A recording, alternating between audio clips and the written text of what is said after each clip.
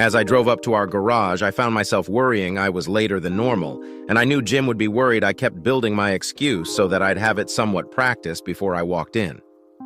I hadn't fallen into the affair willingly, but now after 6 months, I craved the sexual heights my lover drove me to. I still love my husband, but for some reason, Samuel does things in my mind and body that I can't keep away from. I've tried to break it off with Sam. I have tried time and time again. He's just so damn seductive, and he also knows all the buttons to push to get me to fail my own will and terms every time. Jim, if he knew, would probably be more than a lot angry. I thought that if push came to shove, though, I'd be able to talk him out of a divorce, get him to forgive me. I had a plan for working on him just in case that's how far I've fallen in my 6-month love affair. I'd found a new me and made plans to prevent Jim, my loving husband, from kicking me out of his life and home. If or when he found me out, I was certain that he'd never figure it out. Though I made sure he had sex whenever he showed any interest in. Sometimes I even started things when I didn't really feel like it because I love him so much. I do love him, really. I do. Once in a while, every few days or so, I'd get that guilty feeling and want to stop what I'd done to go back in time and never have allowed my attraction for Sam to have gone so far as to end up in a sexual fling with him. It isn't that I love Sam, because I don't matter of fact at times. I don't like him at all. He gets in a mood sometimes while we're having sex and begins to treat me like a 304. Those are the times that really give me the big climax. Even though I hate what he does to me in the process, I just can't resist him or his ways. I look into the rearview mirror and check my lipstick and hair. I took a shower at Sam's place and made myself presentable, but I am paranoid about Jim looking at me and perhaps seeing something out of place that I can't explain easily. I have the same soaps and shampoo at Sam's that I use at home. I even have changes of clothes and underwear I keep at Sam's too, just in case. I've been very careful to plan each time with Sam now. Ever since that one time 5 months ago when I came home and Jim asked me about my perfume, I realized that I wasn't wearing any since I'd showered at Sam's. I also suddenly remembered I'd put on some of Jim's favorite perfume before leaving for work that morning. I'd managed to dodge the bullet the time, though I made up a story about having spilled some cleaning chemicals on me while digging through the closet for some Kleenex our employee kept stored there. Jim had bought it hook, line, and sinker, one last look, and I got out. Walking into the house, I stopped at the front door and looked around for Jim's pickup. It wasn't where he normally parked it. He left it on the street almost in front of the neighbor's house. That was odd. He usually parked it in our driveway. Meanwhile, inside the house, from Jim's point of view, I watched Giselle as she checked over her face in the rearview mirror. It had been a long, tiring day for me, and I was tired of waiting for her arrival. Of course, she was late again. It had been getting more and more to be normal than an exception had she been where she claimed she was. I'd had no problem with it, but that wasn't the case. It had all started months ago, and up until it became totally unavoidable, I tried to find a way to get her back with me. I tried everything I could think of with no help from her. I had made a decision that I wouldn't let her know I knew about her affair. I knew that she had to break it off on her own to do either of us any good: dinners, movies, flowers, candy. I tried all the usual things I got. Creative. I made her a special knick-knack shelf glass in case I'd picked her up from her work on a Friday, and we'd gone into the city for a weekend of loving and just going to wherever she desired. I tried talking to her about us. But even that had fallen on deaf ears. The weekend in the city had started out with her being angry at me, but by the end, I thought I'd made some headway that didn't make it through the next week. Though I finally began to attack her, arguing about her hours and her job, all that succeeded in doing was getting her mad at me. Our sex life dropped off substantially, and then dropped off more, and then dropped more yet. What had been several times a week, and at least 3 times on the weekend, had become, well, it had been a week and a half since we last been intimate in any way. 2 weeks since we'd actually had sex.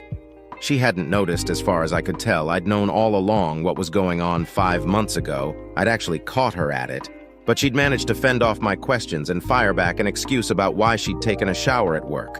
What she didn't know was that I'd followed her that afternoon, and I knew precisely why she'd taken the shower, and her job had absolutely nothing to do with it. Finding out had crushed my heart.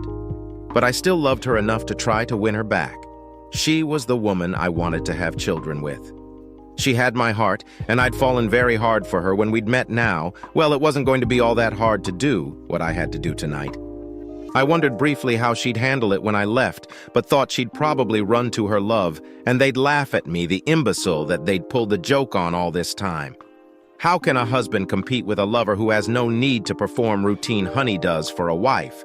How can a husband not confront a wife about her cheating with her lover and try to win her back honestly? I tried my damnedest and failed. I'm going to be telling her that I have to go out of town on an emergency road trip tonight. It wouldn't be the first time something like this had come up, but it would be the last. You may ask why I didn't confront her. All that would prove is that I caught her, and she'd be sorry for that. That I'd caught her is definitely not that she decided ahead of time to quit my thoughts, where I'd win her back to me without a hint that I was aware of her indiscretions that way. I'd know in my heart that she truly loved me, obviously now. To me, at least, that hadn't worked. What she didn't know was that all my worldly belongings were packed in my truck. I'd split the bank accounts in half. I'd quit my job and taken an offer from an old friend who lived clear across the country. I'd made plans to cancel my cell phone plan, picked up another phone, paid off my old cell phone plan, a penalty I was willing to pay in order to keep her from calling me later on. I had 1 week on the old phone left, and it was a relief knowing that my 401k would transfer to my new employer savings plan. My cash balance retirement plan would be safe where it was. I was a little upset over having to quit my job as I liked the people I worked with, and my job was about as perfect for me as a job I'd ever had. It sucked, having to walk away from my coworkers, employer, and customers like this, but it was something I had thought long and hard about. I'd given it my best shot, and Giselle had ignored my efforts totally, too caught up in her affair to realize she had lost me. Or perhaps she just didn't care. It didn't really matter at this point. The papers would be served on Giselle the following Friday, while she was either at work or at her lover's. Am I running out on her? You may ask. Yes, I am. It hurts me too much to face her with. Her infidelity. I know that to confront her now, she'd be sorry, cry, and possibly beg me to forgive her. That's exactly what I don't want. I didn't want to look like some beggar trying to get their wife back that way. What I wanted was her to realize that I loved her and that she still loved me. I wanted her to see for herself what she could lose. I wanted her to take me back, damn it. Obviously, I lost to her lover, even though I know what kind of man he is. I know that she won't or can't see that side of him, yet she will, though. Right about the time the divorce paperwork is served, or shortly thereafter. Until then, I planned on calling her night like I usually did, hoping that she wouldn't notice I was using a motel room phone or be too concerned about my not using my cell phone. I figured that she'd never notice anyway, as she always seemed too distracted to really talk to me now. I don't know what she expected of me. I don't know why she even started the affair or why she is keeping at it. I really don't know what she truly feels about me anymore either. She can't love me, not at least like I loved her once before all this started. If she did love me, she'd never have been with another man. She had, though she'd been with him for months now and showed no signs of stopping. I'd given up after months of hard work on my part to try to win her back. I saw the handwriting on the wall he'd won. I'd lost angry again. I began to work on my fake story, trying to keep my bile down. As Giselle walked up to the front door, I went into the kitchen and got out a cold beer. I was desperate to do anything to keep my mind busy while I worked at calming down inside. This was not the time to mess up and blow my plan all the hell after talking to my lawyer. I'd found out exactly what the courts would expect on our divorce. I was reasonably certain that Giselle would welcome the divorce since she seemingly had given up on me. Now I was also certain that she'd have her lover move in with her right away after getting those papers next week. My closet doors were closed up, the dresser drawers too. A casual glance by her wouldn't reveal the almost total emptiness they contain. Now I wonder briefly, what'd she think when she discovered that emptiness? Would she feel anything at all? How would she feel to find out that the few remaining clothes in my closet and dresser were ones she'd given me, smiling as she walked in? She came up to give me a hug. I turned my head so her kiss met my cheek. Not a new thing as of late either. She hadn't complained about it before, and she didn't tonight either. The last sex we'd had was over 2 weeks ago, and she evidently hadn't noticed that lack of sex with me either. Her lover must be getting it real good from her. "How was your day today?" I asked, not really caring what kind of day she had, but I knew I had to pretend to be the same old loving schmuck of a husband she could count on. "It was good. You seem upset. Is something wrong?" Her reply was automatic, even though she tried to tinge it with concern. "Yeah, I have to make a trip again, work. I'll be gone a week. Leaving in the morning, I was watching her for a reaction, only seeing a smile begin on her lips before she forced a more serious concern pout. "Oh, honey, on a Saturday you have to travel tomorrow." Her eyes spoke the truth, though, and that I can see. She really seemed relieved I was going to be gone. She was even happy about it, more time for her lover, perhaps. "Yeah, it's going to be a long week. Job is behind, and I have to go oversee the construction now." I was relieved that she seemed to be taking my huge lie as a truth and wasn't getting all angry as she used to. I knew enough to keep my answers short and simple, no elaboration, such as she'd given me over the last months that was one of the tip-offs to me about her affair. Her excuses were minutely detailed to an extreme, and then one day I'd had to take a trip out to a job, and she hadn't argued about it with me like she had in the past. It had caused me some wonder. Later, not much later, I discovered her affair. And then it all made sense. We had dinner and watched TV for a while. She was in her favorite chair, as I sat on the couch hoping she'd have a last-minute change of heart and stop me from my chosen path that had started in the morning. I held out hope for a couple of hours, but it wasn't to be. We'd lost it all. I could see clearly now she sat there ignoring me for the most part and never once looked at me. It was as if I wasn't even there.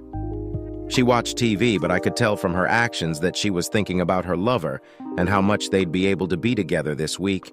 If she only knew that I'd be gone forever tomorrow. Meanwhile, watching TV, Gazelle's mind was going full out. "He doesn't suspect I'll have a whole week with Sam.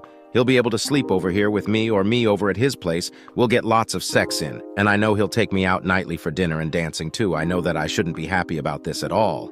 But Jim's trip will be exciting for me. He'll be out of town, and I'll have Sam as much as I want. It will be great. My plan for one last great week just got better. Next week, after Jim gets back home, I'll be able to cut it off with Sam and concentrate on Jim and me. It'll work out perfectly. We'll go out with a bang that night." I rolled over and tried to get Jim interested in some loving, but I found him snoring lightly. He was asleep again. The last few months had been hard on him with his job and all. But it surprised me that he'd gone without sex with me for so long. The thought entered my mind in an instant unbidden. Can he be cheating on me with someone? Was it possible that I'd missed any signs that he could have discovered my cheating on him, and he'd been doing the same to get even looking at his face as he slept? I couldn't see anything that would tell me I knew he loved me. I questioned once again my affair and why I was still carrying on with Sam, why Sam whined, and me, he took me dancing. He was okay in bed, about the same size as Jim, but it was the other things Sam did that caused me to want to be with him. Jim loved me, and in our lovemaking, that was a difference that I cherished. Sam drilled me, and at times it was hot and rough, and what I needed, Sam takes care of needs other than sex for me, too. At times, I really like going out to eat and dance with Sam. He is gentle and attentive while we're out, and it is as if I am the only woman in the world in his eyes so much, so that when we get back to his place or the motel rooms, as the case may be, I'm ready to pay him back for the great times. Our time has been exquisite, but it's about time to stop it lately. I feel like I'm losing Jim, and my greatest fear is that he'll discover my affair and either leave me or hurt Sam, or worse yet, do both. Matter of fact, I've noticed that for the last few months, Jim has been working hard to be a good husband for me. A little stray, worrisome thought crept into my mind. Was that because he knew about my affair and he was trying to one-up my lover? I dismissed that thought immediately. Had Jim known, I know what would happen. He'd go ballistic and probably go after Sam. I didn't want to have to bail Jim out of jail should he do something rash.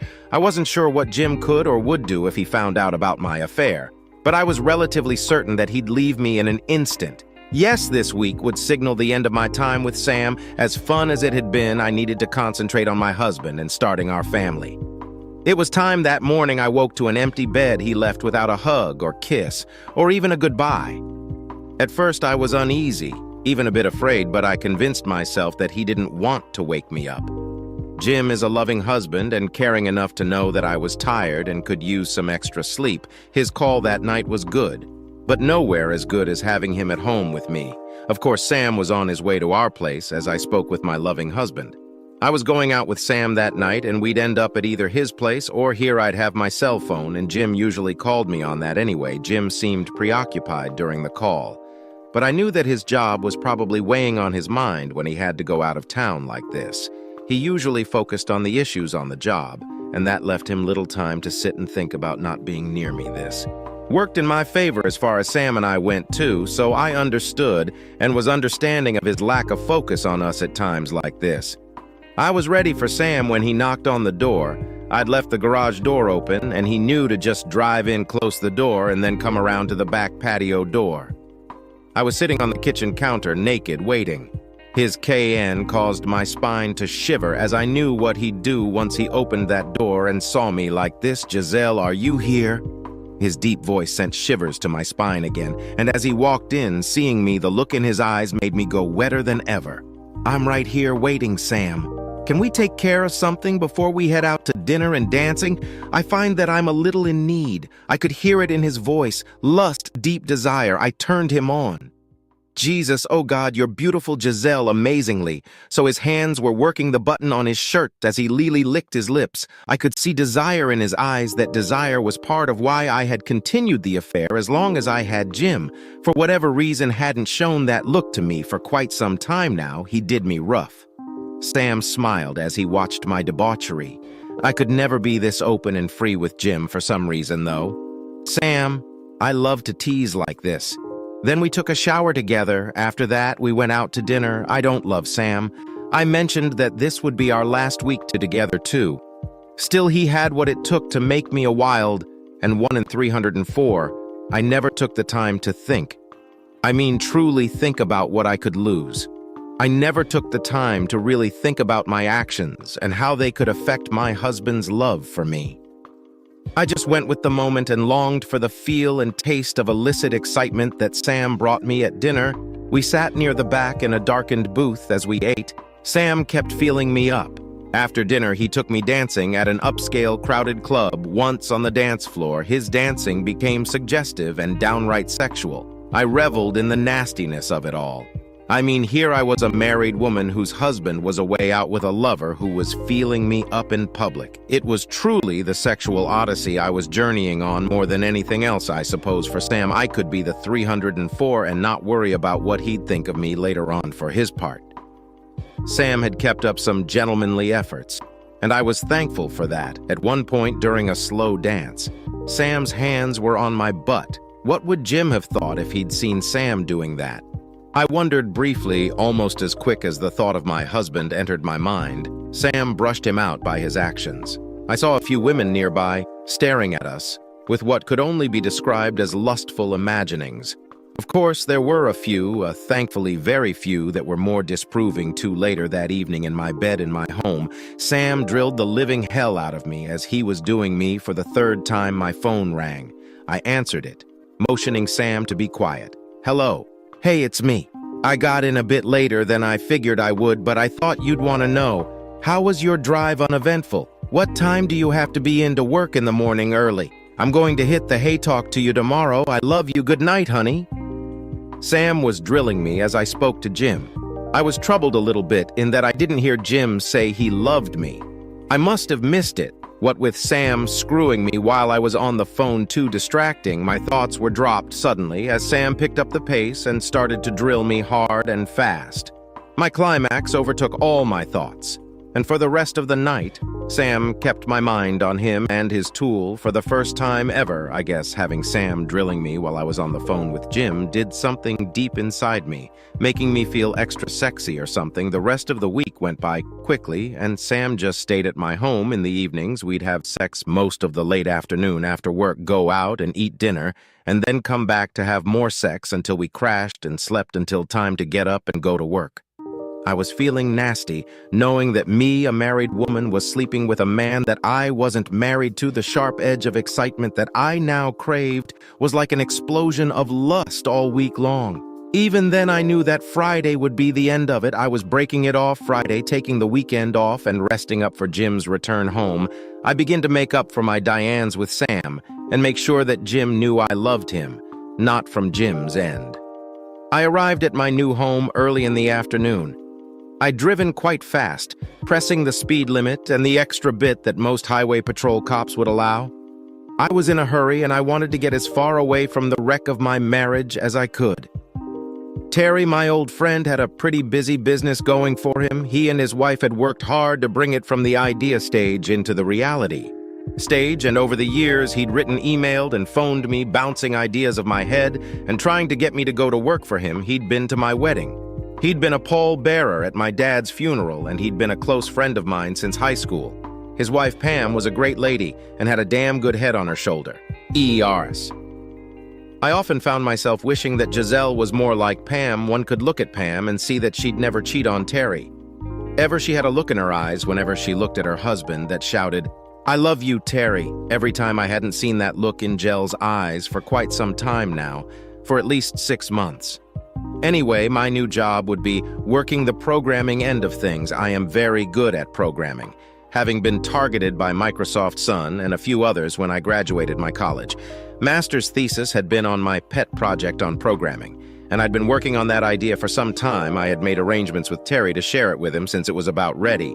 It was how I bought into Terry and Pam's business. By the time my divorce was over with, I'd probably be making some serious bucks for the first time in my life. I timed everything over the last few months to ensure that by the time that happened, I'd be free of Giselle. She didn't deserve to share in my idea or the wealth it would bring anymore. I have put up with her cheating this long for a reason, and now the end result of that patience was coming along. That thought hit me out of the blue, and I had a twinge. I felt a loss. Some anger, of course, but mostly sadness. I still asked myself why I hadn't been enough for her. I had no answers, and now I didn't want to hear what she tried to tell me either. We were finished Monday morning, dawn bright, and my appearance at my new job was taken with surprise for me. Terry introduced me to the crew, and all of them were kind, positive, and very friendly. The crew was 14 men and women. Actually, it was 3 men and 11 women, not counting Terry Pam. I was welcomed like a hero there to save the day. Though the business needed no saving that I could see the first few days, I was busy moving and unpacking my things, not only in my new office, but in my new home, too. I didn't have time to think about my personal life, and quite frankly, I was thankful I didn't have to do that anyway. Thinking about Giselle and what had happened over these last months could drive me to drink, and I didn't want to go there. Terry and Pam had found me the perfect home to live in. I got the impression the business had purchased it expressly for me since Terry knew me fairly well, and Pam had good taste in decorating. The 3-bedroom house was about as great a place as I could have hoped to find, and it was mine rent, SL payment free. I never had to stay in the motel, but for one night, I felt at home almost right away, which was surprising. Pam and Terry had me over for dinner twice that week, and they knew what was going on in my personal life. Pam clucked over me like a mother hand, worrying about me, trying to soften any bumps I might have. Terry patiently watched her, stepping in time and again to stop her from getting too upsetting about my soon-to-be ex. Pam was a loyal and good friend, 1 in a million, protective and caring. She was soon working on setting me up with date nights. It took a bit of time on my part, and on Terry's too, for that matter, to slow her down. I wasn't interested in any other women at this moment in time. I wanted to get my divorce out of the way and then have some time by myself, figuring out what it was I really wanted in my life. Dating wasn't high on my agenda for the foreseeable future. I got the call from my lawyer on Thursday. "Jim, we're serving Giselle tomorrow at her place of work. It's all set up. The process server will present the papers to her just before noon, so you'd better be ready for some excitement. I also have some good DVDs of the last week, too. She and her lover have been quite busy. Hang in there, buddy. And I'll let you know how things stand tomorrow night." My lawyer was good. She was among the best in the city, perhaps the state. She was one of those lawyers. Other lawyers shuddered when they heard she'd be representing the other side in the land of sharks. She was the type of great white. Her reputation was unmatched. I'd gotten lucky when I'd been able to get her to represent me. At first, my lawyer, Amanda, hadn't wanted to take me on until I explained what Giselle had been doing, and who with once she knew that Giselle had been the one to step outside the Mar vow, that she'd not been receptive to my overtures and trying to win her back, and then to find out who it was JL was seeing on the side. Amanda had insisted that I accept her as my lawyer. I found out over time that Sam had been involved in several other marital breakups, and in each one he managed to keep out of the frusses of discovery divorce, and pain caused by his philandering. Amanda had a very special place she wanted to see Sam, and I think that the devil himself would lose out to this lady. It seems that Sam was not only a predator, but he always pushed his conquests into doing more and more, eventually leading them into almost a prostitution-type life. He uses women to get more business lined up for his company, for favors to people he owed, and things like that. I knew that Giselle couldn't have seen that side of him yet, but I was certain that if she kept seeing him, she would sooner or later. I knew, too, that Giselle would regret ever having hooked up with him eventually. Too bad it would be too late for her to have me to come running, too. It happened that Sam's modus operandi was about always the same. Find a woman that wasn't quite there as far as dress looks or confidence, never all just one of those things, and he'd work on them, get to know them, build them up, get in between their legs, and then after getting to be their lover, set them up to work for him. He was slick. That was certain. Amanda wanted a piece of him badly, and my marriage was to be the instrument of his destruction. It seemed the week went by slowly, and each night when I'd call Giselle, it took all I had to act like I cared. That Thursday night, I knew it would be the last call I'd make to her. I also knew that she'd be trying her damnedest to call me tomorrow after being served. Too luckily, my old cell phone would be history by then. Giselle continues. Jim called me Thursday and sounded down. I was feeling guilty too. I've been thinking all week long, in between my sex fest with Sam, I knew that it was time to break it off. I shouldn't have ever had to break it off to begin with at different times all day. Thursday, I felt like I'd lost something important. I couldn't quite put my finger on what was truly bothering me, but I knew something was going on in my universe. I could feel it. My stomach had been upset, and deep inside I had the feeling of impending doom. For some strange reason, our conversation was different too. Jim sounded relieved, yet he didn't seem to want to talk to me. He called and pretty much waited for me to carry the conversation when we hung up. I told him I loved him, and he just said goodbye. Had I known then what I know now, I'd never have let him go on that trip. I'd have begged him for forgiveness. Hindsight is always 20/20, isn't it? I put my worries out of my mind, and as I turned from hanging up, I began to tell Sam that this would be our last night together. I was breaking it off with him now, so I'd have 2 or 3 days to prepare for my husband's return. I wanted to be sure that nothing of Sam would be left in or on my body, no smells, no residual sperm, nothing. The phone call troubled me late that night, but I finally fell asleep. I was at work on Friday when, just before lunch, my whole universe shuddered to a halt. I heard my name mentioned by a man in a dark brown suit. It was ill-fitting, and he looked a bit hard around the eyes as he walked towards me. Gella Hartman? Yes, can I help you? You've been served. And with that, my whole world crumbled around me. I wasn't sure what I was being sued for, but something had to be dreadfully wrong without looking in the envelope he'd handed me before he turned and walked out. I called Jim. He'd know what to do. I always have been able to turn to my husband to fix problems for me. He'd fix this up. Whatever it was I tried to call him. I hit speed dial on my cell phone and only heard that Jim's number was no longer in service. Troubled. I looked up his phone number on my caller list and tried dialing it, thinking that the phone company was having issues. I got the same message. Suddenly, I was scared. I felt a chill course through my body as little demons began to poke my heart. Panic set in, and I did the only thing I knew to do. I called Jim boss Steven Sedgwick. Steve, I can't seem to get a hold of Jim. Do you know where he's staying, Jelly? Yes, this is Jelly, Steve. You know me? Why are you calling here? Jim quit. His last day was last Friday. He took another job. Somewhere else. He told me he was moving there, permanently stunned. I could only sit there holding my cell phone to my ear. Jim had quit his job his last day. Had been last Friday. He moved away. I didn't know what to do.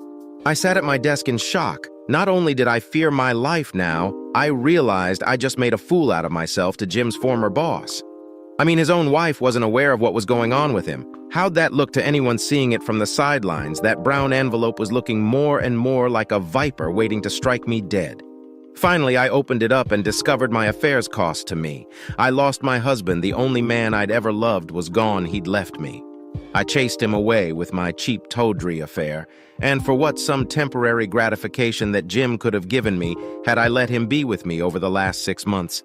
I'm not sure how long I sat at my desk crying, but a co-worker finally saw me and got me off to the ladies' room in tears. I explained what was going on.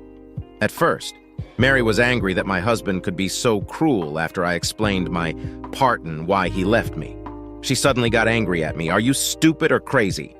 Jesus, Giselle, that man worshipped the ground you walked on. He loved you. He was totally in love with you, and you do this to him. He's a great catch, and you caught and released him. You have to be out of your mind to let a man as great as Jim go like this. What were you thinking on your lover's best day? He couldn't be a tent. The man Jim is on his worst day, you poor, foolish woman. I pity you, I really do. I never knew he'd find out, Mary. I thought I'd have my fling. Jim wouldn't never know. And after I was over Sam, I'd make it up to Jim. Honey husbands will always find out, always. They'll notice it when you start to act different. All cheaters do that. You know, it's the little things in the beginning first. You may slide him in some little way. Your lover is making you feel sexy. Your husband obviously didn't. Otherwise, your lover wouldn't have gotten to you like he did pretty soon. You're so caught up in your affair, you can't see what you're doing to your loving husband. You have to understand Giselle. Jim knew he felt it over time. He dug up the facts. I'm sure you didn't see it because you were caught up in your deception in games. Oh God, I've lost him. Maybe not. He'll need to talk to you. There will have to be closure. He'll need it. You may have a small chance to get him to forgive. He won't forget. But he may forgive you. He hit me with divorce papers today. He's been acting strange all week when I talked to him on the phone, and now I can't even call him. I've lost him. He'd never have left like this, quitting his job and everything, unless he'd given up on me. Why couldn't I have seen this? Why did I keep on with Sam? Oh my God, I've ruined my life, my marriage, everything. You'll live, Giselle, trust me. I know you'll live. How do you know that I've told you? I've been there right here where you are. I too had an affair. My ex left me. He beat the holy living hell out of my lover, but he left me. I've managed to survive. You cheated on your husband too. Yeah, I never saw the little changes in how I treated my husband until it was too late too. That's the problem with cheating at first. You're trying to hide everything, so you act differently than you would, because what if your husband discovers that you have another man's leavings in you later? You begin to feel some kind of power and that you're getting away with it. So you relax and ease any guilt. You begin to give more to your husband later. You start to feel like your husband must be less of a man since you're fooling him so easily and he doesn't have a clue. Usually the husband has it all figured out way before you know. How'd he find out? Don't know. All I know is that one day I was served pretty much like you were today. He had pictures, recordings, even a DVD movie of me with my lover. Our lawyers fought it out hard. I fought the divorce, trying to convince my husband that I'd changed, that I loved him more than any other man. But it was all for naught. I lost everything I valued in the divorce. My husband and his unadulterated love for me, his queen. I took that pristine love and dirted it all up, so that even I wouldn't have been able to forgive myself had I been in his shoes. Oh my God, I've lost him, he's gone. I'm all alone. It doesn't look good for you right now, Giselle, but if you work hard as you can, you may be able to get him to forgive you. He really loved you a lot, and everyone here knows that you might be able to change his mind about you if you try hard, Giselle. I don't even know where to find him. He quit his job and moved away a week ago. I'm not even sure where he is now. He could be anywhere at all. We'll find him. He'll have to show up eventually, if only to sign the divorce papers. Yeah, but by then it will be far too late for me or him to reconcile. Call his lawyer and demand that Jim contact you as soon as he can. He may not tell you where to find him, but if you can get Jim to call, you can try to reverse search the phone number and locate where he is. What if he doesn't call me? What? Then there's other ways to locate people nowadays, Giselle. We'll find him. We will. Mary tried to sound upbeat and positive, but deep down inside, she was afraid that Jim had flown the coop for a particular reason, and the divorce was probably it. She felt that Jim was going to try to avoid any contact with his soon-to-be ex-wife because he was afraid that he'd buckle under and appear weak by talking to her and then letting himself be convinced into taking his cheating wife back. Mary understood Jim's feelings more than many could realize. Her own husband had told her those same things verbatim when he refused to talk to her about her cheating and the possibility of taking her back. He had even been ashamed that he'd let her talk him into an hour-long talk to his soon-to-be ex, knowing that she'd tried to talk him out of the divorce. In the end, he'd stood strong and left her. Neither had married since then, and Mary was sure that her ex didn't even date, and their divorce had been over 2 years before Mary had her painful prior experience with divorce, and now she'd do whatever she could to help JL with her pain. She knew how JL was feeling and just how devastating it was to be served those papers. Giselle needed her help more than she realized, far more than she would know for quite some time back to Jim. I've been at work for a few weeks when the call came, Jim. She wants to talk. She's refusing to sign anything, and she said that she'll fight the divorce tooth and nail. Oh man, why? She has the man she wants, so why would she fight it? Because she doesn't have the man she wants. I've seen this before. Trust me, Jim, she is dying inside right now. Because you found out left her and then hit her with the divorce. I'm not real certain your actions were the best way to go about doing things, but I do understand why in the end she'll fight it, delaying the whole mess until it costs a bunch in legal fees. I recommend that you sit and talk with her, get her to give it up. Maybe she'll see how serious you really are and walk away. Then now she wants to talk. No, I tried for months to get her to open up and talk. I tried for months to turn her around and back into the woman I loved and desired. Now she wants to talk. Sorry, I don't mean to blow up like this. It just pisses me off so much. Well, you could probably use the good news then, huh? Good news, yeah, Sammy. Boy, her lover just went down hard. Seems he tired to force his way in on Giselle, all pissed off about her breaking it off with him and meaning it. The cops were called.